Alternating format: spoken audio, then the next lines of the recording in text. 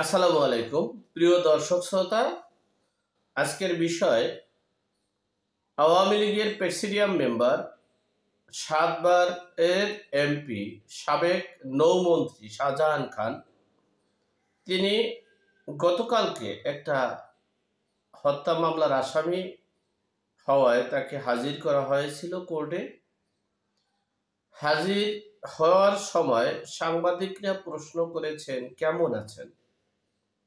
প্রশ্নের জবাবে তিনি বলেছেন, সন্ত্রাসীদের কবল থেকে, মানে সন্ত্রাসীদের এই সন্ত্রাসী রাজত্বের থেকে কারাগারে খুব ভালো আছি। আবার প্রশ্ন করেছেন, ওখানে শারীরিক বা কি অবস্থাতে, কেমন অবস্থানে আপনি আছেন?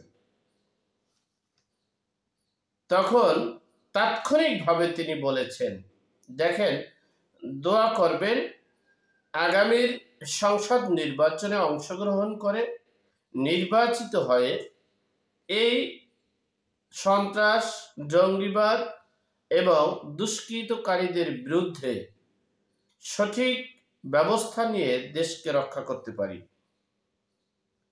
শাহজাহান খান বলেছেন, এই জেলে খুব ভালো আছি, বাহিরে দুর্বৃত্ত, ডাকাতি, হতাহত এবং লুটপাট, নৈরাজ্য হচ্ছে, নির্বিচারে হত্যা হচ্ছে, এই সন্ত্রাসীর রাজত্ব কায়েম হচ্ছে, সন্ত্রাসীর কবল থেকে বাঁচতে পেরেছি এই কারাগারে থেকে।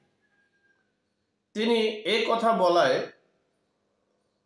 আমরা কি মেসেজ পেয়েছি, আমাদের কি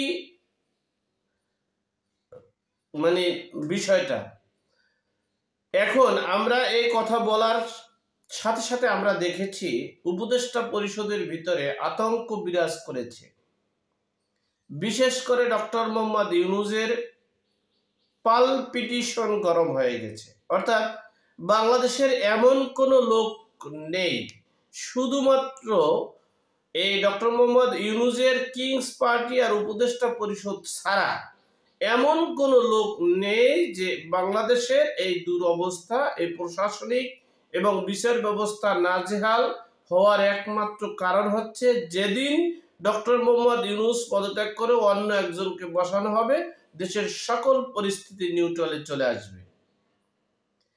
সেই লোকটা এখন পালপিটিশন গরম হয়ে গেছে।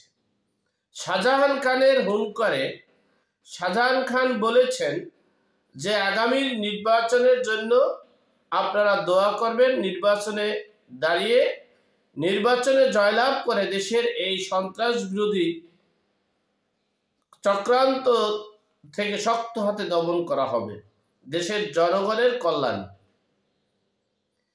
এখন বিষয়টা হচ্ছে আওয়ামী লীগের ভিতরে, টোটাল আওয়ামী লীগের মহাকাশে,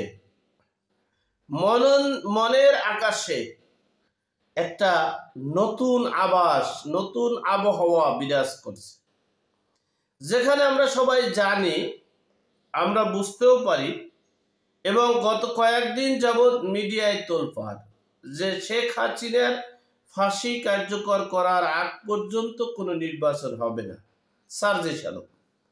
এরপরে হচ্ছে যে বাংলাদেশের বিএনপি ব্যতিরেকে সকলে বলেছে যে সকল হত্যাকাণ্ডের বিচার ব্যবস্থা করার পর নির্বাচন হবে, যেখানে ডক্টর মোহাম্মদ ইউনূস গতকালকের ভাষণে বলেছেন যে শেখ হাসিনার বিচার করতেই হবে, করেই এরপরে নির্বাচন হবে। শেখ হাসিনা যেখানে থাকুক না কেন তার বিচার কার্যক্রম চালু থাকবে এবং করা হবে। সেই সময়ে, ঠিক সেই সময়ে এই শাহজাহান খান সাহেব, তিনি শুধু খেলোয়াড় না, তিনি একবারে সেই ছাত্র জীবন থেকে শুরু করে সেই 1952 সালের আন্দোলনের পর থেকে 69, 70, 71 দের আন্দোলন, মুক্তিযোদ্ধা, এবং সে দেশকে স্বাধীন করাইছেন, স্বাধীনতা করায় তার প্রত্যক্ষ সর্বোচ্চ ভূমিকা তার আছে। সেই শাহজাহান খান বলেছেন, যেখানে আমরা মনে মনে চিন্তা করতেছি শাহজাহান খানদের মতো লোকদের যারা এখন আছে তাদের হয়তো বা বিচারের হলে ফাঁসি হতে পারে, আর তারাই এখন স্বপ্ন দেখাচ্ছে এবং দেশের জনগণের কাছে মেসেজ দিচ্ছে যে আগামীর নির্বাচনে নির্বাচিত হয়ে, জনগণের ভোটে নির্বাচিত হয়ে দেশের এই সন্ত্রাস বিরোধী কার্যক্রম থেকে দেশের জনগণকে মুক্ত করবে ইনশাল্লাহ। সেই মেসেজটা কোন জায়গায় গিয়ে দাঁড়িয়েছে একবার ভাবতে আমার অবাক লাগে। তবে